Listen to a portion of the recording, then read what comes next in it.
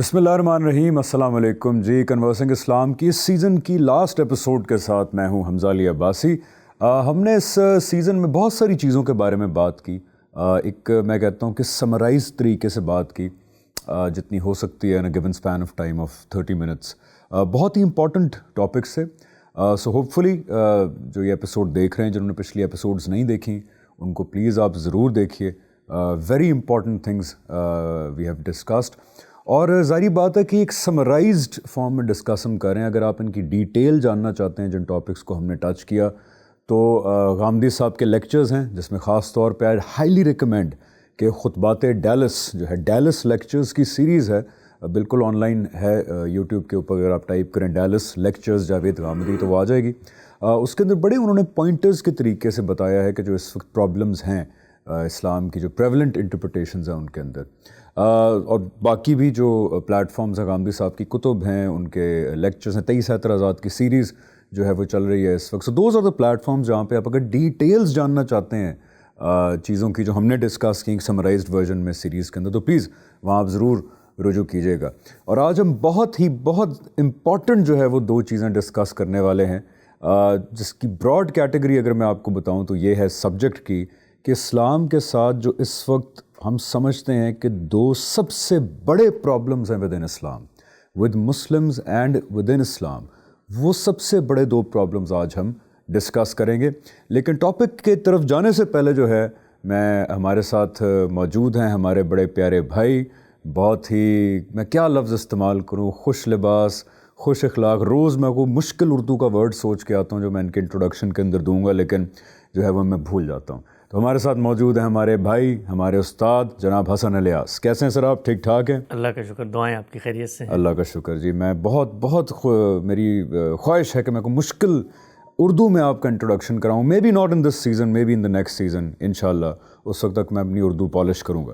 اچھا جی، آج کا حسن بھائی بہت امپورٹنٹ ٹاپک ہے، بہت امپورٹنٹ۔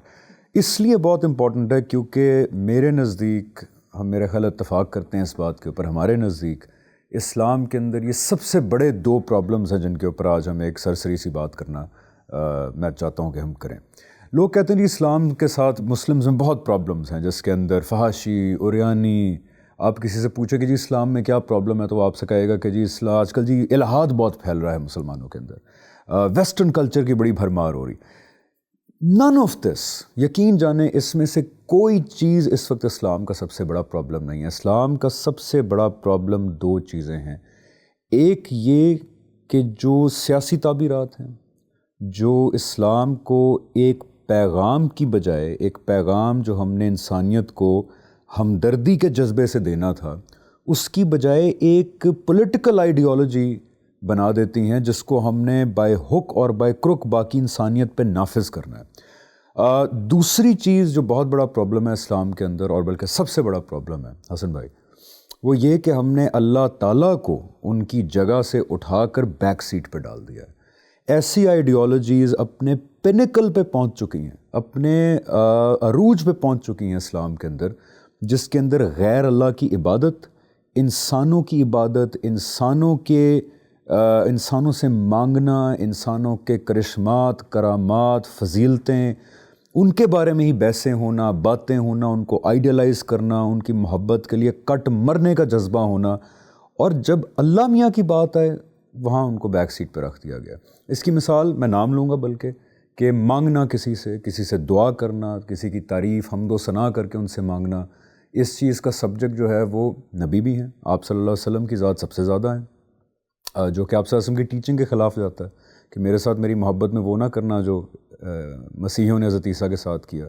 حضرت غوث پاک کا ہم دیکھتے رہتے ہیں کہ ان سے مانگنا، ان سے مدرجات کرنا، اس کے بعد حضرت علی کے ساتھ، حضرت امام حسن اور حسین کے ساتھ۔ یہ رویہ حسن بھائی کہاں تک قرآن اجازت دیتا ہے، اسلام اجازت دیتا ہے اس رویے کی، اس استدلال کے ساتھ کہ جی دیکھیں مانگ تو ہم اللہ سے ہی رہے ہیں، دعا تو اللہ سے ہی ہے، یہ تو وہ ہیں وسیلے ہیں۔ کیونکہ دیکھیں کوئی بھی جو پیگن ریلیجن ہے، ہندوازم ہے، اس کا بھی تو استدلال یہی ہے کہ ایشور تو ایک ہے، برہما تو ایک ہے، یہ تو اس کے اوتار ہیں جن سے ہم مانگتے ہیں۔ It's not the ideal, it's the form within the ideal that matters the most. Hasan بھائی دیکھیے، یہ جو شرک ہے ہم عام طور پہ سمجھتے ہیں یہ کوئی جس طرح کسی مذہب کو مان لینے کے بعد مختلف مذہبی تعبیرات، اصطلاحات ہوتی ہیں، تصورات ہوتے ہیں. جیسے اللہ تعالیٰ نے کہا ہے بھائی اگر تم اللہ کو مانتے ہو تو کتابوں پر ایمان لے آؤ، یا فرشتوں کو مان لو، یا اس کے بعد نماز پڑھنی ہے، روزہ رکھنا ہے. اس نوعیت کی کوئی چیز ہے شرک. شرک کوئی مذہبی چیز نہیں ہے. پہلے اس تصور کو واضح کریں. یہ جو گناہ ہے، جو جرم ہے، اس کا مذہب سے اصلاً کوئی تعلق نہیں. یعنی یہ مذہب نے آ کر اس کو گناہ قرار نہیں دیا. شرک ہے کیا اپنی ذات میں؟ ذرا 2 منٹ کے لیے ذہن کو تمام مذہبی تصورات سے خالی کر کے سوچیں. دنیا میں جو چیز میرے اور آپ کے درمیان مشترک ہے وہ ہے اخلاقیات. یعنی میں بھی یہ جانتا ہوں، آپ بھی یہ جانتے ہیں کہ اخلاقیات کس چیز کا نام ہے. جھوٹ بولنا بد اخلاقی ہے، دھوکہ دینا بد اخلاقی ہے، حسد کرنا بد اخلاقی ہے، کسی کی بارے میں اس کی جان مال آبرو کے خلاف زیادتی کریں، کسی کی حق تلفی کریں، یہ زیادتی ہے، یہ بد اخلاقی ہے. عالمگیر صداقت ہے، اس پہ کوئی شخص اس کائنات، اس زمین کے پیٹ پہ اختلاف نہیں کر سکتا. بلکہ قرآن مجید نے بڑی دلچسپ بات یہ بتائی ہے کہ اگر کوئی اختلاف کرتا ہے تو اس سے جا کر پوچھو کہ کیا تم اپنے ساتھ یہ سب کچھ ہونا پسند کرو گے؟ کیا تم کہو گے کہ میرے ساتھ کم تولو، میرے ساتھ جھوٹ بولو؟ یہ عالمگیر صداقتیں، عالمگیر معروفات، عالمگیر منکرات ہیں. اس اخلاقیات کو مزید ڈی کوڈ کریں. کس چیز کا نام ہے اخلاقیات؟ اخلاقیات نام ہے ادائے حقوق کا. جس کا جو حق ہے اس کو وہ ادا کیا جائے. میں آگے بڑھ کے یہ کہتا ہوں کہ کائنات کا ایک خالق ہے، اللہ تعالیٰ ہیں، ہم اس کو مانتے ہیں، وہی پالنہار ہے، انہوں نے دنیا بنائی ہے. لیکن فلاں شخصیت، فلاں بزرگ، فلاں پیغمبر، فلاں فرشتہ، وہ بھی ان کا ساجھی، سبارڈینیٹ، اور ان کی خلق یا تدابیر امور میں ساتھ دینے والا ہے. جب میں یہ کام کرتا ہوں تو میں کیا کر رہا ہوتا ہوں؟ میں اصل میں جھوٹ بول رہا ہوتا ہوں. Absolutely. کیوں؟ اس لیے کہ میرے بارے میں اگر آپ کوئی دعویٰ کریں، بھئی حسن صاحب نے یہ کہا ہے، وہ کہا ہے، تو میں آپ سے اس دعوے کی دلیل پوچھوں گا. میں کہوں گا آپ نے میرے بارے میں ایک بات کی ہے نا، تو اب آپ بتائیے. اللہ تعالیٰ یہ کہتے ہیں کہ یار خالق میں ہوں، پروردگار میں ہوں، پالنہار میں ہوں، میں نے اپنے بارے میں کوئی دعویٰ نہیں کیا، تم کیسے دعویٰ کرتے ہو؟ یعنی تم کہتے کیسے ہو؟ تمہارے پاس علم کہاں سے آیا اس بات کا کہ فلاں کو میں نے اپنا ساجی بنا لیا ہے، فلاں کے ذریعے میں بات سنوں گا؟ تو تم جھوٹ بولتے ہو. یہ جھوٹ بولنا خدا کے معاملے میں بد اخلاقی ہے.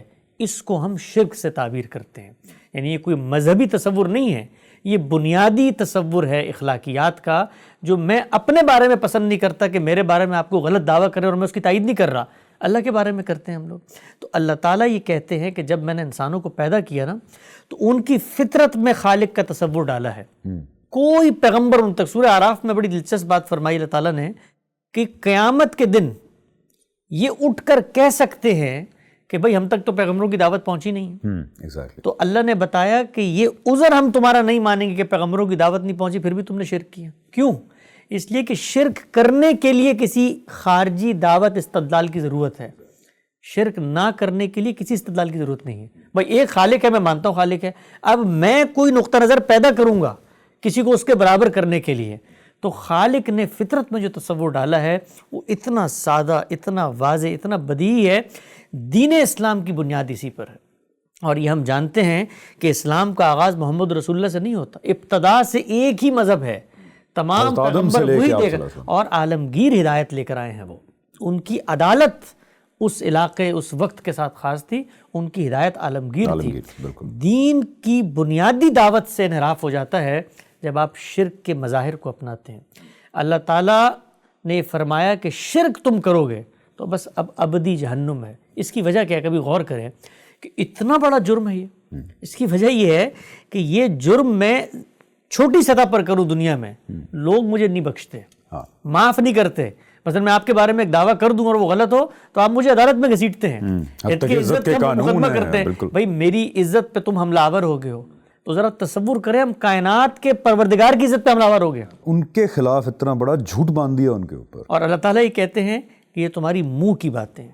کبھی تم فرشتوں کو میری بیٹیاں بناتے ہو، کبھی تم میرے تخلیق کردہ ایک انسان کو میرا بیٹا بناتے ہو، آباء و اجداد کو میرا وہ شریک ٹھہرا دیتے ہو. جیسے آپ صلی اللہ علیہ وسلم کے ٹائم بھی یہ ہو رہا تھا، حضرت نوح کے ٹائم بھی یہ ہو رہا تھا. اپنے جو سیکرڈ نیک لوگ ہیں ان کو میرے اقتدار میں شریک ٹھہرا دیتے ہو کہ اچھا جی. ہم جانتے ہیں نا کہ مکہ کے بھی جو مشرکین تھے ان کے ہاں بھی سپریم گاڈ کا کوئی نہ کوئی تصور تھا. بھائی تصور کیا تھا؟ مکہ کے مشرکین کے بارے میں ہم لوگ ایسے بات کرتے ہیں جیسے وہ دین سے واقف نہیں تھے. آپ اگر مسلمانوں میں جو شرک کرنے والے فرقے ان کو دیکھ لیں تو انہی کو تھوڑا سا بڑھا لیں تو مکہ کے مشرکین اسی طرح کے تھے. بس بتوں کی کمی، یعنی بتوں کی کمی ہے. وہ بتیں قبروں سے پوری ہو جاتی ہیں. یہاں پر قبروں کو پوج رہے ہیں، مزاروں کو پوج رہے ہیں، لوگوں کے پیروں میں گر رہے ہیں. یہ جو کچھ ہوا ہے عرب کے اندر، آپ دیکھیں توحید کا عالمی مرکز اللہ نے بنایا دنیا کے وسط میں، دنیا کا بالکل درمیان ہے، وہاں پہ توحید کا عالمی مرکز بنایا خدا تعالیٰ نے. وہاں پر پیغمبر بھیجا، پیغمبر نے اپنی اولاد کو وقف کر دیا ابراہیم علیہ السلام نے. تو وہاں پر بھی آپ سوچیں انسان کیسی قوم اور کیسی مخلوق ہے کہ کس طریقے سے افراط و تفریط کا شکار ہوتا ہے کہ اس جگہ پر جو توحید کا عالمی مرکز تھا اس کو شرک کا عالمی اڈہ بنا دیا. تو یہ ہوا کیسے؟ رسول اللہ صلی اللہ علیہ وسلم نے ایک روایت میں اس کو بیان کیا ہے کہ جب اسماعیل علیہ السلام وہاں پر آئے ہیں تو کئی 100 سال تک لوگ اسی طرح سے توحید پر قائم رہے، لیکن ایک شخصیت بڑی بزرگ گزری ہے.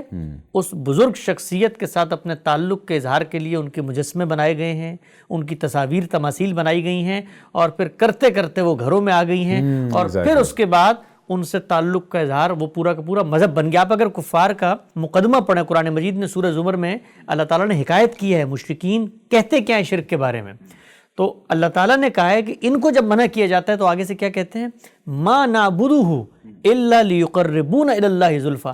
ہم ان کی عبادت نہیں کرتے، ان مشرکین کہہ رہے ہیں ان بتوں کی عبادت نہیں کرتے مگر صرف اس لیے کہ ہم اللہ کے قریب کر دیتے ہیں. ایگزیکٹلی. اور یہاں مجھے قرآن کی وہ آیت نظر آ رہی ہے، اسی کے جواب میں شاید اللہ تعالیٰ نے قرآن میں کہا کہ اور یہ جن لوگوں کو جن چیزوں کو اللہ کا شریک ٹھہراتے ہیں یہ کہہ کر کہ یہ اللہ کے زیادہ قریب ہیں اور ہمیں اللہ کے قریب لے جائیں گے، اللہ نے کہا اللہ تعالیٰ ان کو پکڑے گا ان کے جھوٹ کے اوپر قیامت کے دن. یہ جو آپ سنتے ہیں ہمارے ہاں عام طور پہ روایتیں سنائی جاتی ہیں تصویر کی حرمت کی، یہ اصل میں اور کہا کیا جاتا ہے کہ بھائی یہ آپ نے تصویر اگر بنا لی تو قیامت کے دن ان میں جان بھرنی پڑے گی.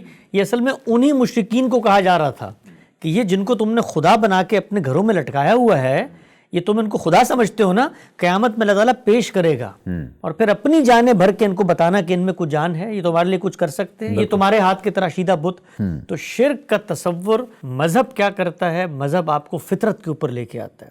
شرک غیر فطری ہے، یعنی جب میں فطرت سے ہٹتا ہوں تو میں شرک کی طرف جاتا ہوں. اور جب میرے پاس کوئی علم نہیں، اکثر لوگ کہتے ہیں نا بھائی نبیوں کی دعوت نہیں پہنچی ہوگی، نبیوں کی دعوت نہیں پہنچی تو میں خاموشی سے دنیا سے رخصت ہو جاؤں گا. شرک کیسے کر سکتا ہوں؟ شرک کے لیے تو مجھے کوئی استدلال پیدا کرنا ہے. میں جیسی استدلال پیدا کروں گا پہلا سوال یہ ہوگا کہ جس کے بارے میں استدلال ہے اس کی سند کہاں ہے؟ Absolutely. اگر خدا کا کوئی شریک تھا تو خدا کو بتانا ہے. آپ کو یہ معمولی سی باتیں لگتی ہیں، ہم یہ دیکھتے ہیں گلی محلوں میں، چوک چوراہوں میں، بازار دیوانوں میں لوگوں نے چیزیں لٹکائی ہوئی ہوتی ہیں، یا علی مدد اور فلاں علی مدد اور یہ مدد اور وہ مدد. ذرا تصور کریں، یعنی ذرا تصور کریں کہ وہ مذہب جو دنیا میں یہ بتانے کے لیے آیا ہے کہ خدا کے علاوہ کوئی نہیں ہے تمہارا مددگار، کوئی نہیں ہے تمہارا پالنہار، ہم اس دین کے ماننے والے اس پر کھڑے ہوتے ہیں. ہم قبروں پہ جاتے ہیں، یعنی وہ بزرگ جو اپنی بیماری کا علاج نہیں کر سکے ان سے ہم اپنی بیماریوں کا علاج کروا رہے ہوتے ہیں، اپنی اولادیں مانگ رہے ہوتے ہیں. قرآن مجید کو اگر آپ پڑھیں، سادہ ترجمہ پڑھیں، جو دعوت ہے قرآن کی اتنی واضح، کوئی فلسفیانہ موشگافی نہیں ہے، کوئی تقریریں نہیں ہیں، کوئی ایسا نہیں ہے. یہ قطع کلامی معاف، میں اس لیے بڑا حیران ہوتا ہوں کیونکہ جب میں مذہب کے قریب نہیں بھی تھا اسلام کے، تب بھی قرآن کا یہ سب سے زیادہ پروناؤنسڈ مقدمہ مجھے پتا تھا جب میں مذہب قریب نہیں تھا اسلام کے، تب بھی کہ توحید کے بارے میں کہ بھئی ایک خدا ہے، وہی اپیرنٹلی سب کچھ کر رہا ہے. اس وقت بھی میں حیران ہوتا تھا کہ یار یہ اس کے ہوتے ہوئے کیوں ارد گرد کبھی حضرت علی سے مدد مانگنا رو رو کے، کبھی حضور صلی اللہ علیہ وسلم سے، کبھی غوث اعظم سے، کبھی کسی سے، کبھی کسی سے. میں کیا کیا نام لوں یار. حضرت امام حسین کے بارے میں کیا کیا سٹوریز مشہور ہیں کہ کبھی وہ سمندر میں سے نکل آ کے کسی کو بچا لیتے ہیں، کبھی کیا ہو جاتا ہے.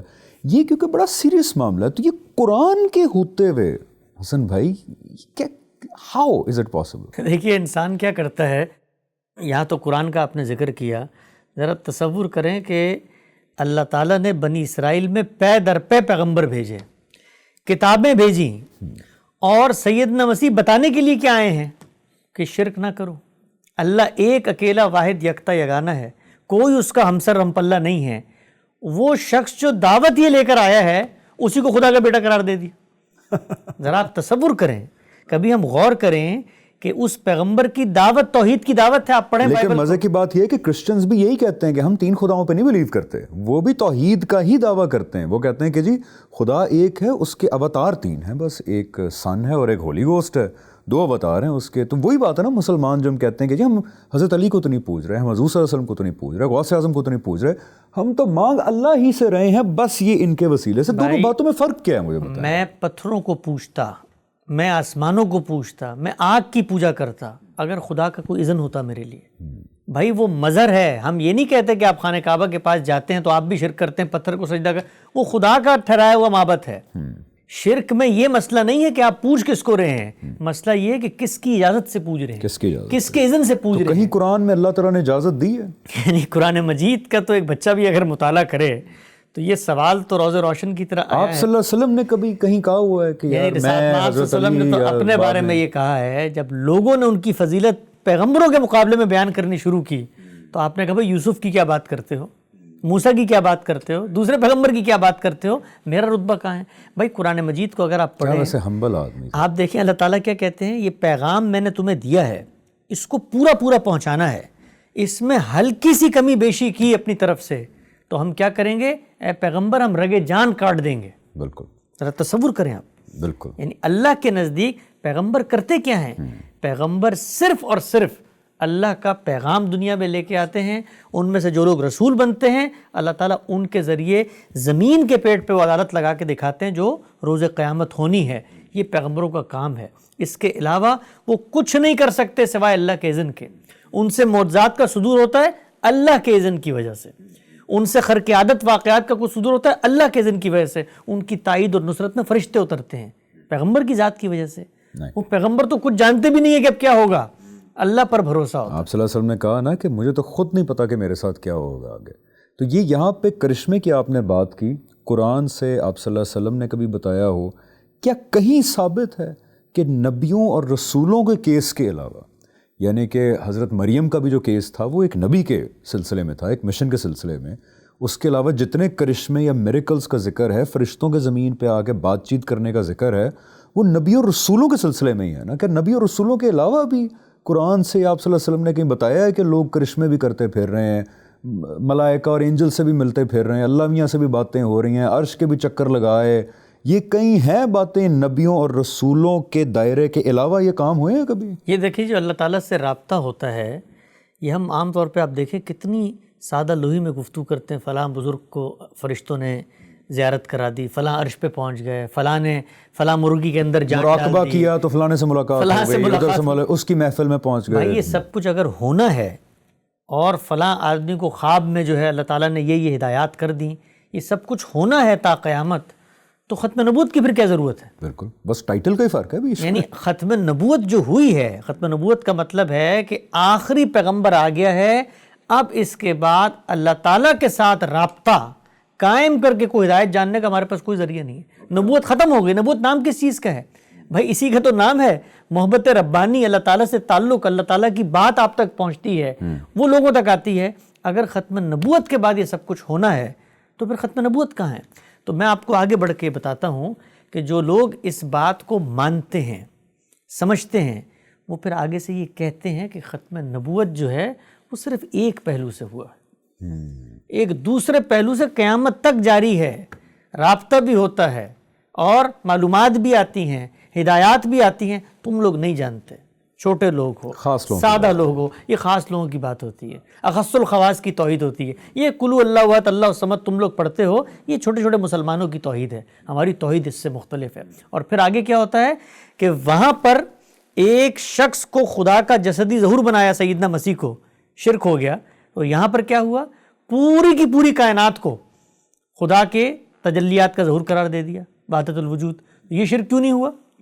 یعنی اس کی دلیل کیا ہے؟ دلیل کیا ہے اس کی؟ اس کی دلیل کیا ہے؟ لیکن اس کی دلیل کے طور پہ یہ کہتے ہیں نا کہ قرآن تو عام لوگوں کے لیے آیا ہے, یہ جو آپ بات کر رہے ہیں یہ علم تو سینہ بسینہ خاص لوگوں تک آگے گئے. یہ اللہ تعالیٰ پہ کتنا بڑا الزام لگانے والی بات ہے. یعنی اللہ تعالیٰ نے قیامت تک کی حتمی ہدایت اور آخری حجت دے کے پیغمبر کو بھیجی اور پیچھے سیکریٹلی اس کو کہا کہ یہ دوسری ہدایت جو ہے یہ باطنی علم کے ذریعے لوگوں کو منتقل کرتے رہو, خاص لوگوں کو, جاہل لوگوں. اس کے یعنی اس میں صوفیاء کا مرتبہ نہیں بڑھتا, اللہ تعالیٰ کا رتبہ بہت کم ہو جاتا ہے. Absolute. ذرا آپ سوچیں, خالق کائنات سے میں تصور کر رہا ہوں کہ مجھے تو وہ کہہ رہے ہیں کہ یہی حتمی ہدایت ہے, یہی قطعی حجت ہے, اس کی بنیاد پہ روز جزا کو میں فیصلہ کروں گا, اور دوسری طرف پوری ہدایت کے پیرلل سرچشمے اٹھا کے لوگوں میں اس نے جاری کیے ہوئے.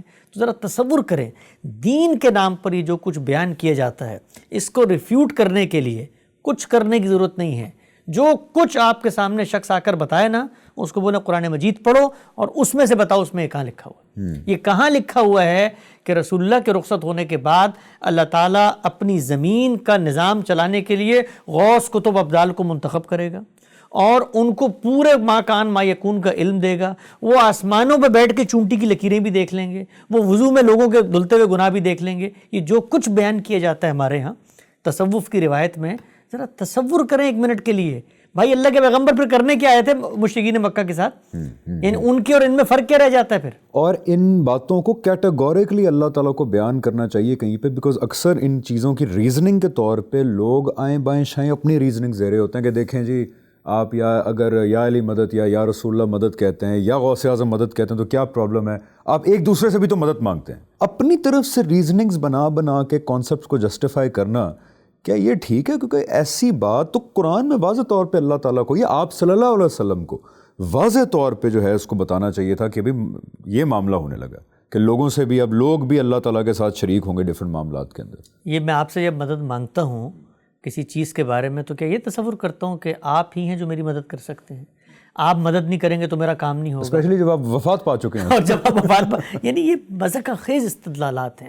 آپ ذرا پڑھیں قرآن مجید میں جو ابراہیم علیہ السلام کا مکالمہ ہے, یعنی وہ کیا کہتے تھے کہ بھائی یہ بت ہماری مدد کرتے ہیں, تو انہوں نے کیا کیا, ہاتھ توڑ کے بتا دیا بھی کرتے تو ذرا ان کو بولو اپنے آپ کو جوڑ کے دکھائیں. اب دیکھنا داعش والوں نے کتنی قبریں اڑا دیں جن کو ہم سمجھتے تھے کتنے کرشماتی لوگ ہیں, وہ داعش والے ادھر انہوں نے قبریں اڑاتے گئے ان کی, وہ تو قبریں تو بچا نہیں سکے اپنی. تو یہ ساری باتیں جو ہیں اس کا مذہب اسلام سے کوئی تعلق نہیں ہے. آگے بڑھ کے یہ کہنا چاہیے تمام لوگوں کو جو اسلام پر کھڑے ہیں, یہ جو کچھ دین کے نام پہ بیان کیا جاتا ہے اس سے دین ہٹا لیں, اپنا دین بنائیں, اپنی باتیں کریں, اپنے بابوں کو, ان کے مزاروں کو, اپنے بزرگوں کو کچھ بھی کہہ لیں, اسلام سے اس کا کوئی. اور میں آپ کو آگے بڑھ کے یہ بات بتاتا ہوں کہ جن کے نام پہ ہم یہ سب کچھ کر رہے ہوتے ہیں, یہ انہوں نے خود اپنے بارے میں کبھی دعویٰ نہیں کیا.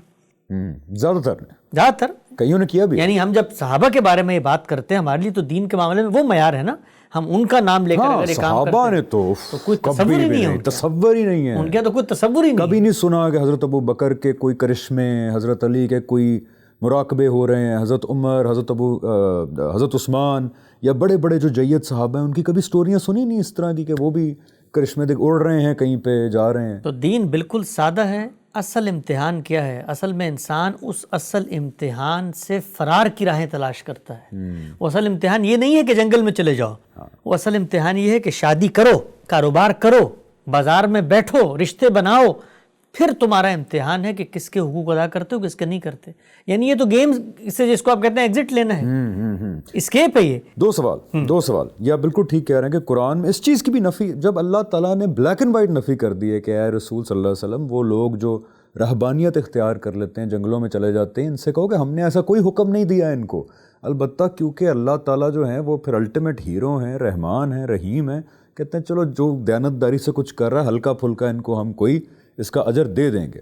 تو کیٹیگوریکلی منع کیا, پھر بھی ہم لگے ہوئے, یار حیرت ہوتی ہے. خیر دوسری چیز جو کلیئر کٹ ذرا آج اس پہ بات کر لیتے ہیں 10 منٹ, جو یہ آپ صلی اللہ علیہ وسلم کی شفاعت کا کانسیپٹ ہے, کیونکہ یہی شفاعت کا کانسیپٹ آپ صلی اللہ علیہ وسلم سے آگے بڑھ کے لوگ باقی شخصیات کو بھی ایٹریبیوٹ کرتے ہیں کہ جی ٹھیک ہے ہم زندگی میں تو پھر ایسے کی تیسی, لیکن قیامت کے دن ہمیں وہ بچا لیں گے, ہمیں وہ بچا لیں گے, ہمیں وہ بچا لیں گے. مطلب اللہ میاں کو ہم نے بنا لیا ولن کہ وہ تو بیٹھے ہیں بس دوزخ میں ڈالنے کے لیے. البتہ حضرت عیسیٰ بچا لیں گے, کرسچنز کہتے ہیں. آپ صلی اللہ علیہ وسلم بچا لیں گے, مسلمان کہتے ہیں, جو ہمارے دوسرے لوگ ہیں کہتے ہیں غوث اعظم بچا لیں گے. تو یہ جو شفاعت کا کانسیپٹ ہے آپ صلی اللہ علیہ وسلم کا, اس کو ذرا please once and for all اس پلیٹ فارم سے ایکسپلین کر دیں, کیا کانسیپٹ ہے؟ دیکھیے اللہ تعالیٰ کی کتاب کا آپ مطالعہ کریں, پورا قرآن مجید جس چیز کے بارے میں آپ کو متنبع کرتا ہے, جس کے بارے میں ترغیب دیتا ہے, جس کی شرح و وضاحت کرتا ہے, پیغمبروں کا سلسلہ جاری فرمایا, وہ ایک ہی بات ہے, اور وہ کیا ہے؟ جزا اور سزا. دنیا میں تمہیں بھیجا ہے، ارادے اختیار کی صلاحیت دی ہے، قوت دی ہے، طاقت دی ہے، خود فیصلے کرتے ہو، تو پھر اللہ تعالیٰ ان کی بنیاد پہ جزا و سزا کرے گا۔ یہ جو رسولوں کا اتمام حجت کے بعد دنیا میں عذاب آتا ہے نا، یہ بھی اسی جزا و سزا کا ایک ظہور ہے۔ تو جزا و سزا ہے خدا کی اسکیم کو سمجھنے میں اصل چیز۔ یہ جزا و سزا کس بنیاد پہ ہوتی ہے؟ اس بنیاد پہ ہوتی ہے کہ جو کچھ میں کروں گا میں بھگتوں گا، جو کچھ آپ کریں گے آپ نے بھگتنا ہے۔ قرآن مجید کے صفحے صفحے پر یہ پامال مضمون ہے کہ کوئی کسی کا بوجھ نہیں اٹھائے گا، وَلَا تَزِرُ وَازِرَةٌ وِزْرَ أُخْرَىٰ، کوئی کسی کی گناہ کا وبال نہیں اٹھائے گا، کسی کو کسی کی نیکی نہیں پہنچے گی۔ یہ ہے بنیادی اصول۔ میرا پرچہ ہے، میرا امتحان ہے، جو کچھ کروں گا میں اس کا نتیجہ آگے مرتب کروں گا۔ یہاں تک بات بالکل واضح ہے۔ آگے بڑھ کے اللہ تعالیٰ یہ کہتے ہیں کہ تمہارے اندر سے کوئی انسان کسی گناہ کا ارتکاب کر دیتا ہے، کوئی غلطی کر دیتا ہے، کوئی کوتاہی کر دیتا ہے، اس کے اندر خود سے توبہ کا، رجوع کا، انابت کا، جھکنے کا جذبہ پیدا ہوتا ہے، تو یہ پیدا ہونے کے بعد نبی بھی اگر تمہاری مغفرت کی درخواست کرتا ہے تو اس کا نام شفاعت ہے۔ شفاعت یہ نہیں ہے کہ میں پوری زندگی گناہ کرتا چلا جاؤں اور پیغمبر آگے بڑھ کر یہ کہہ دیں کہ جی اس نے تو گناہ کیے ہیں لہٰذا میرا کارڈ ہی میں استعمال کر رہا ہوں اور اس کو آپ معاف کر دیں۔ او بھائی یہ کارڈ تو زمین کے اوپر استعمال نہیں کر سکتا، وہ آخرت تو دور کی بات ہے۔ ذرا آپ نے کبھی سوچا کہ بچوں سے زیادہ عزیز کون ہوگا کسی کو؟ نوح علیہ السلام کا بچہ تھا۔ بالکل، ذرا تصور کریں، وہاں پر کچھ نہیں کہہ سکے کہ پیغمبر کھڑے ہوئے اللہ کے مقرب بندے، کچھ نہیں کر سکے۔ تو پورا کا پورا تصور جو شفاعت کا بیان کیا جاتا ہے، آپ قرآن مجید کو پڑھیں، اللہ تعالیٰ کہتے ہیں کہ وہ لوگ جو گناہ کرتے چلے گئے اور انہوں نے توبہ نہیں کی، ان کی توبہ قبول نہیں ہوگی۔ یہ کرائیٹیریا ہے، یا جن کے گناہ اچھے کاموں سے زیادہ ہو گئے اور وہ بھی گئے۔ تو یہ اصول ہے بنیادی۔ اس کے بعد قیامت میں عدالت لگے گی، لوگ کھڑے ہوں گے۔ دنیا میں بھی یہ کہا، رسول اللہ صلی اللہ علیہ وسلم نے خود کہا، قرآن نے کہا کہ بھائی توبہ کرو، استغفار کرو، ان کو کہو۔ منافقین کے بارے میں کہا کہ واپس لوٹ آئیں، تم اپنے گناہوں سے رجوع کرو تو پیغمبر بھی تمہارے لیے دعائیں کریں گے، پیغمبر بھی استغفار کی پہلے خود درخواست توبہ کرو پھر کریں گے پھر کریں گے دعائیں۔ یہ تھا کانسیپٹ، یہ کانسیپٹ ہے، اللہ تعالیٰ نے بتا دیا۔ وہ جو ہمارے یہاں رائج ہے نا، یہ تو دنیا کے اندر آپ صلی اللہ علیہ وسلم کو ہدایت دی نا، جو قیامت کے دن آپ صلی اللہ علیہ وسلم کی شفاعت، یہی شفاعت ہے۔ قیامت میں بھی یہی کچھ ہوگا، مجھ سے گناہ ہو گئے تھے، میں رجوع کا جذبہ رکھتا ہوں، اب میرا پیغمبر بھی میری سفارش کرے گا کہ یا اللہ بندہ نیک تھا، کوشش کی۔ اور یہاں پہ امپورٹنٹ چیز یہ ہائی لائٹ کرنا کہ اللہ تعالیٰ، کیونکہ قرآن میں بڑا کلیئرلی لکھا ہوا ہے، اللہ تعالیٰ کہتے ہیں اس دن کسی کی کوئی چون تک نہیں نکل سکے گی، سب چپ ہوں گے۔ بھائی اللہ نے شفاعت کا لفظ استعمال کر کے کہا ہے کہ ان کا یہ تصور ہے کہ قیامت میں بچ جائیں گے، ان کا کوئی شفیع ہوگا، ان کا کوئی حامی و ناصر ہوگا، ان کو بچا لے گا۔ میں بتانا چاہتا ہوں اس دن کوئی زبان بھی نہیں کھول سکے گا، صرف وہی لوگ بات کریں گے جس کو رحمان اجازت دے گا۔ اور رحمان کا قاعدہ قانون کیا ہے کہ وہ ایسے مغفرت نہیں کرتا، اس کے کچھ اصول ہیں، کرائیٹیریا ہے، پیرامیٹرز ہے۔ اگر یہی سب کچھ ہونا ہے تو بھائی پھر تو یہ گورکھ دھندا ہوا نا۔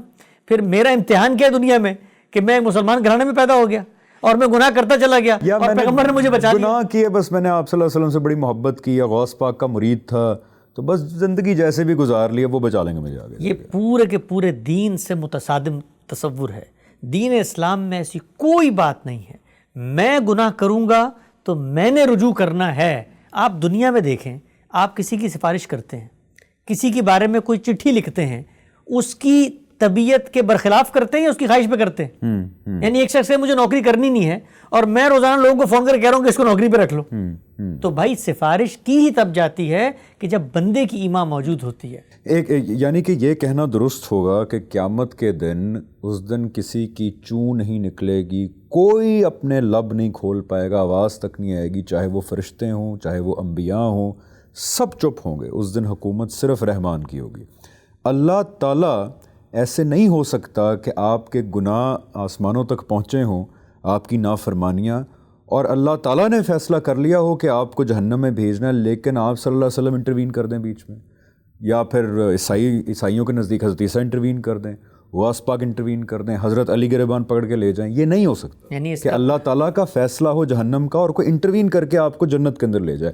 کیا یہ کہنا ٹھیک ہوگا کہ ہوگا یہ کہ آپ کے شاید گناہ اور ثواب 50-50 ہیں دنیا کے اندر، اللہ تعالیٰ چاہتے ہیں کہ آپ جنت کے اندر جائیں، تب وہ موقع دیں گے کہ کسی کی شفاعت کے تھرو آپ کو جنت میں اللہ تعالیٰ اجازت دیں گے نا, تو اللہ تعالیٰ کا فیصلہ آپ کو جنت میں بھیجنا. اللہ کی اجازت کے بغیر کوئی کلام نہیں کر سکتا. کلام وہی کرے گا جو اللہ کے اصول, ضابطوں, قاعدوں کے مطابق ہے. اللہ کے پیغمبر یہ بات جانتے ہیں. جو سفارش کریں گے وہ دنیا میں پوری زندگی اسی کا درس دے کر گئے ہیں. یعنی دنیا میں وہ کسی کی سفارش نہیں کرتے تھے اس وقت تک جب تک اس کے اندر رجوع اور انابت کا جذبہ پیدا نہ ہو. تو شفاعت کا جو پورا کا پورا تصور ہے یہ تو ان لوگوں کا تصور ہے جو دین اسلام کے برخلاف کھڑے ہیں, جنہوں نے اسلام کو یہودیت بنا لیا, جنہوں نے اسلام کو نصرانیت بنا لیا اور کیا کہا کہ فلاں فلاں ہمیں بچا لے گا. بھئی قرآن مجید نے وہ نقل کی ہیں ان کی باتیں اور کہتے ہیں قیامت میں ان کو یہ سب کچھ بچا لیں گے. میں بتا رہا ہوں کہ رحمان کے سامنے کوئی ان کو نہیں بچا سکتا, کوئی ان کا شفیع مددگار حامی و ناصر نہیں ہوگا. ایک اکیلا واحد قہار ہے. تو یہ بات ہے بنیادی طور پہ. یہاں ایک چھوٹی سی بات میں مزید اضافے میں کہہ دوں کہ یہ تو بات ہے مغفرت کے حوالے سے. دنیا میں ہم جب یہ کہتے ہیں کہ کوئی رخصت ہو گیا تو اس کا نامہ اعمال بند ہو گیا سوائے 3 چیزوں کے. خود رسالت مآب صلی اللہ علیہ وسلم نے بتایا ہے کہ جب آپ دنیا سے رخصت ہو جاتے ہیں تو آپ کے انیشیٹو پہ اگر آپ نے کوئی نیکی جاری کی ہوئی ہے, جس کو آپ کہتے ہیں نا ایصال ثواب, کہ بھئی ان کی نیکیاں چل رہی ہیں, تو وہ معاملہ آپ کے ساتھ ہوتا رہے گا. اس کی وجہ کیا ہے؟ آپ انیشیٹ کر کے گئے ہیں. تو فرمایا کہ علم, 3 چیزیں ہیں نا, کہ پہلی چیز علم اگر کسی نے ایسا جاری کیا ہے, یعنی یہ کنورسنگ اسلام کا ثواب ملے گا ہمیں جب تک لوگ دیکھیں گے اگر آپ نیک نیتی سے کریں گے انشاءاللہ تو آپ کو ملے گا وہ لوگوں کو جو نفع دے.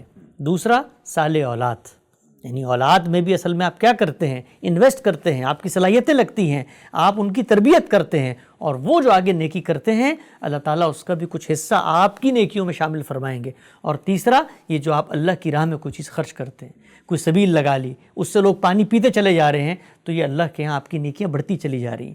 تو وہ سب کچھ منقطع ہو جاتا ہے ابن آدم کا, رسول اللہ صلی اللہ علیہ وسلم نے بتایا, سوائے ان 3 چیزوں کے. تو یہاں پر بھی کیا ہے؟ میرا انیشیٹو ہے, میں نے کچھ کیا ہے, اس کے بغیر مجھے کچھ نہیں مل سکتا. تو یہ ہے جی دین اسلام, سادہ ستھرا, صاف, واضح. قرآن مجید بار بار کیا بیان کرتا ہے؟ بھئی کھول کے بیان کر دیا ہے. آپ کو کہانی سنانی پڑے گی مجھے, بالکل فلاں بزرگ گئے تھے غار میں, ان پہ تجلی کا ظہور ہوا تھا, ان کو وہاں پر مرغی نظر آئی تھی, اس پر انہوں نے دم کیا, یہ کہانی آپ کو سنانی ہے.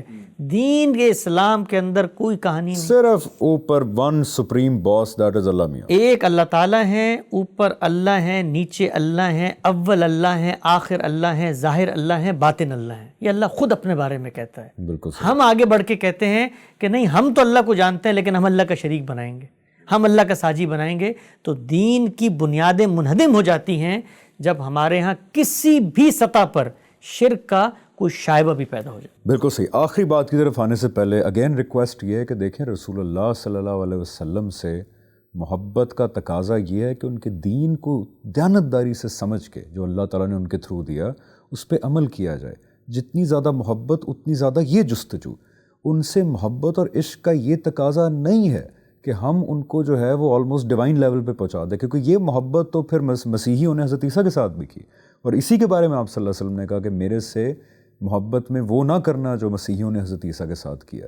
تو اگر ان سے عشق کے چکر میں آپ صلی اللہ علیہ وسلم کو سیمی ڈیوائن لیول پہ لے گئے ہیں کہ اللہ تعالیٰ جو ہے اپنی مرضی سے فیصلے کرتے نہیں ہیں, وہ آپ صلی اللہ علیہ وسلم سے پوچھ کے کرتے ہیں, اللہ تعالیٰ آپ کو جہنم میں بھیج رہے ہوں گے, آپ صلی اللہ علیہ وسلم پکڑ کے آپ کو جنت میں لے جائیں گے, یہ بات جو ہے یہ شاید آپ صلی اللہ علیہ وسلم ڈسون کر دیں آپ کو قیامت کے دن. آخری بات I want to give this 5 minutes کہ جو ایکسپیرینسز ہوتے ہیں لوگوں کو, یہ مسٹک ایکسپیرینسز, یہ تو بڑے ریئل ہوتے ہیں لوگوں کے لیے, یہ اسلام میں بھی ہوتے ہیں, کرسچینٹی میں بھی لوگوں کو ہوتے ہیں. ان کی کیا حقیقت ہے؟ کتنے لوگوں کو ہوتے ہیں؟ لوگ بڑا کہتے ہیں جی مجھے نظر آ گئے, مجھے فلانے نظر آ گئے, مجھے یہ ایکسپیرینس ہو گیا, مجھے وہ ایکسپیرینس ہو گیا. اس کی کیا حقیقت ہے؟ یعنی 6-6.5 ارب کی آبادی ہے, اس میں اگر کبھی سڑک پہ جائیں, آپ لوگوں سے ملیں, آپ کا بھی کتنا پبلک انٹریکشن رہا ہے, ہم بھی کوئی 200-400 لوگوں سے مل ہی لیتے ہیں مہینے میں, یہ کتنے لوگوں کو ہوتے ہیں؟ چلیں میں کہتا ہوں جی کروڑ لوگوں کو ہو گیا. پھر بھی یعنی کل ملا کر اگر 2-4-5% لوگوں کو ہو جاتے ہیں دنیا میں, تو سوچنے اور غور کرنے کی یہ بات ہے نا, باقیوں کو کیوں نہیں ہوتے؟ یہ وہ کوشش نہیں کرتے. کیا کوشش نہیں کرتے؟ وہ ان کے پاس وہ مرشد نہیں ہے جو ان کو, وہ پہنچے ہوئے مرشد نہیں ہے جو ان کو وہاں پہ لے کے جائیں. یہ بالکل ایسے ہی ہے کہ جیسے پوری کی پوری دنیا میں ہر ایک کو کوئی بیماری نہیں ہوتی. یہ جب آپ کو ہوتا ہے نا یہ سب کچھ, تو سوال یہ ہے یہ ہو گیا, آپ کو ملاقات بھی ہو گئی, کوئی نظر بھی آ گیا. ابھی میں آتا ہوں اس بات پہ کیسے آ جاتے ہیں نظر, یہ سب کچھ آ گیا سب کو. اب آپ کیا کریں گے؟ میرے پاس آئیں گے نا, مجھے بتائیں گے کہ بھئی اللہ تعالیٰ سے ملاقات ہوئی, انہوں نے کہا حسن صاحب کو یہ ہدایت دو, تو مجھے تو اللہ میں کچھ اور بتا کر گئے ہیں. مجھے تو قرآن مجید بھیجا، پیغمبر بھیجے، روایت بھیجی، سب کچھ بھیجا، اس میں تو مجھے کچھ اور بتایا ہے، اور وہ روایت تو مجھے پورے کے پورے انسانیت کے تعامل سے مل رہی ہے، اس میں تو کوئی ایک شخص بھی جھوٹ شامل نہیں کر سکتا۔ عرب ہاں لوگ مجھے بتا رہے ہیں قرآن مجید یہ کتاب ہے، ایک آدمی نے تو مجھے دی نہیں، اس کی آیتیں متعین ہیں، سنتیں پوری کی پوری متعین ہیں، پوری کی پوری دنیا کے انسان مجھ تک وہ پہنچا رہے ہیں، اس میں تو غلطی کا امکان ہی نہیں ہے۔ یہ آپ آ کر جو مجھے کہانی سنا رہے ہیں تو میں اس امکان کو مانوں کہ غلطی آپ کو لگ گئی ہے، اس امکان کو مانوں کہ میرا سب کچھ غلط ہو گیا۔ عقل کیا کہتی ہے؟ عقل یہی کہتی ہے کہ میں آپ سے کہوں گا بھائی یہ جو کچھ تمہیں نظر آ رہا ہے کوئی علاج کراؤ اپنا، کچھ جاؤ جا کر تم کسی ڈاکٹر کے پاس جاؤ، کسی طبیب کے پاس جاؤ۔ انسان کو اللہ تعالیٰ نے جو صلاحیتیں دی ہوئی ہیں تو اس کے اندر غیر معمولی صلاحیت ہے اپنی نفسیات، اپنے دماغ، ان چیزوں کو کنٹرول کرنے کی، ان کی بنیاد پر تخیل پیدا کرنے کی۔ خیالات کی دنیا میں انسان جیتا ہے۔ آپ کو یہ لگتا ہے کہ اللہ تعالیٰ کی یہ عنایت حاصل ہوتی ہے، میں آپ کو بتا سکتا ہوں غیر مسلموں کو بھی ہوتی ہے یہ بھائی، بالکل سب سے زیادہ ہندو مت میں ہوتی ہے، ہندو مت میں ہوتی ہے، بالکل۔ تو وہ تو دین کو مانتے نہیں ہیں۔ اگر تو یہ غوث کتب ابدال کی کوئی کشف کرامت تھی تو یہ ان کو کیسے ہو جاتی ہے؟ اگر یہ اللہ کے قرب اور عبادت اور ریاضت کے نتیجے میں ہوتی ہے تو یہ پروہتوں کو کیسے ہو جاتی ہے؟ کرسچن منکس کو کیسے ہو جاتی ہے؟ ان کو کیسے ہو جاتی ہے؟ تو اس پر غور کرنا چاہیے ہے کہ یہ جو کچھ ہوتا ہے ذرا تصور کریں کہ اللہ کے پیغمبر کو تو نہیں ہوا، یعنی اللہ کے پیغمبر کے صحابہ کو تو نہیں ہوا، وہ لوگ جو دین پہ پوری طرح سے عمل کر رہے تھے، ان تمام امت کے بڑے لوگوں کو تو نہیں ہوا جنہوں نے پوری کی پوری اس الہامی روایت کو آگے پہنچایا۔ یہ آپ کو کیوں ہو رہا ہے؟ اور یہ ہو جو رہا ہے اس کے لیے آپ کو زحمت کس نے دی ہے؟ کس نے کہا ہے آپ کو آپ جنگلوں میں جائیں سب کچھ کریں؟ نہیں، مرشدین کی کرا دیتے نا، ہاتھ پہ ہاتھ رکھ کے آنکھیں بند کرو، ذکر کرو، اور ذکر کرتے کرتے وہ ایک عجیب سا ایکسپیرینس ہو جاتا ہے۔ ہاں، یہ جو پورا کا پورا تصور ہے کہ تمہارا قلب جاری ہوگا، اللہ کا قرب حاصل کرنا ہے تو ذکر بالجہر کرو، اور 4 سلسلے ہیں، چشتیہ ہے، سہروردیہ ہے، یہ قادریہ ہے، یہ نقشبندیہ ہے، اور جب ذکر جاری کرو گے تو قلب جاری ہوگا، پھر فنا فی الشیخ ہونا، پھر فنا فی الرسول ہونا، پھر فنا فی اللہ ہونا ہے، سب کچھ ہونا ہے۔ کہاں لکھا ہوا ہے؟ وہ سینہ بسینہ ہے۔ سینہ بسینہ جب ہوتا ہے تو پھر سینہ بسینہ لے کے اللہ کے حضور میں حاضر ہو جائیے گا، اور جب اللہ آپ سے پوچھے کہ کیا دلیل تھی تم نے مجھ سے منسوب ہو کر یہ بات کی، تو پھر بتانا سینہ بسینہ ہے۔ سینہ بسینہ، بالکل جی، آئی ایگری ود یو۔ یہ وہ ایکسپیرینسز ہوتے ہیں جو آپ کا ذہن آپ کو دکھاتا ہے، آپ کا لاشعور آپ کو دکھاتا ہے۔ قرآن میں یہ بھی آتا ہے کہ حسن بھائی جنات بھی پھر کھیلتے ہیں بعد میں آ کے، شیطان بھی کھیلتے ہیں۔ جب آپ اللہ کے رستے سے ہٹ جاتے ہیں تو کائنات کی پھر ہر چیز آپ کو غفلت میں ڈالنے کے لیے آ جاتی ہے۔ جی تھینک یو ویری مچ حسن بھائی۔ آج یہ بہت ہی امپورٹنٹ ہم نے ٹاپک ڈسکس کیا کہ دیکھیں اسلام کا مطلب ہی یہ ہے، اس بات کی ریئلائزیشن کہ میرا ایک بنانے والا ہے، میرا ایک پروردگار ہے، میری ماں باپ سے پہلے میرا ایک پالن ہار ہے، جو کہ ہمیں قرآن سے پتہ لگتا ہے کہ وہ میری شہرت کے قریب ہے، وہ میری ہر بات سن رہا ہے، ڈائریکٹلی سن رہا ہے میری ہر بات، پکارنے والے کی پکار کا وہ سنتا ہے، جواب دیتا ہے۔ اس کے باوجود یعنی کہ اللہ تعالیٰ نے آپ صلی اللہ علیہ وسلم کے تھرو آخری بار سب کچھ کھول کھول کے بتا دیا قرآن میں، تو اس کے بعد بھی اگر میں وہ انرجیز، وہ محبتیں جو اللہ تعالیٰ کی طرف ہونی چاہیے میری، وہ اگر میں انسانوں کی طرف ڈائریکٹ کر دوں گا تو پرابلم یہ ہے کہ اس سے وہ رشتہ ڈیولپ نہیں ہو پائے گا جو اللہ تعالیٰ ڈیولپ کرنا چاہتے ہیں آپ سے، وہ بانڈ نہیں بن پائے گا۔ تو مرنے سے پہلے جی یہ بڑا امپورٹنٹ ہے کہ ہم اپنی انرجیز کو صحیح سمت میں ڈائریکٹ کریں۔ اور دیکھیں وہ لوگ ایک عشق رسول کا جو دعویٰ کرتے ہیں یا جو کہتے ہیں ہمیں آپ صلی اللہ علیہ وسلم سے بہت محبت ہے، ان سے محبت کا تقاضا یہ ہے کہ آپ ان کے دین کو سمجھنے کی جستجو کریں اور اپنی الٹیمیٹ محبتوں کا مرکز اللہ تعالیٰ کو بنائیں۔ یہی آپ صلی اللہ علیہ وسلم کا پیغام ہے، یہی اسلام کا پیغام ہے، یہی قرآن کا پیغام ہے، اور یہی اللہ تعالیٰ کا پیغام ہے۔ اگین آئی ایم سیئنگ کہ یہ ڈسکشن اس لیے بہت امپورٹنٹ ہے کیونکہ ہماری جو محبتیں انسانوں کی طرف جا رہی ہیں وہ نہیں جانی چاہیے، وہ محبتیں، وہ لائلٹیز، وہ چرچے، وہ باتیں، وہ سب اللہ تعالیٰ کی طرف جانی چاہیے۔ ہوپ فلی اس ایپیسوڈ سے یہ ٹیک ہوم ہوگا ہماری آڈینس کے لیے۔ So thank you so much, see you in the next season of conversing Islam. السلام علیکم ورحمۃ اللہ وبرکاتہ۔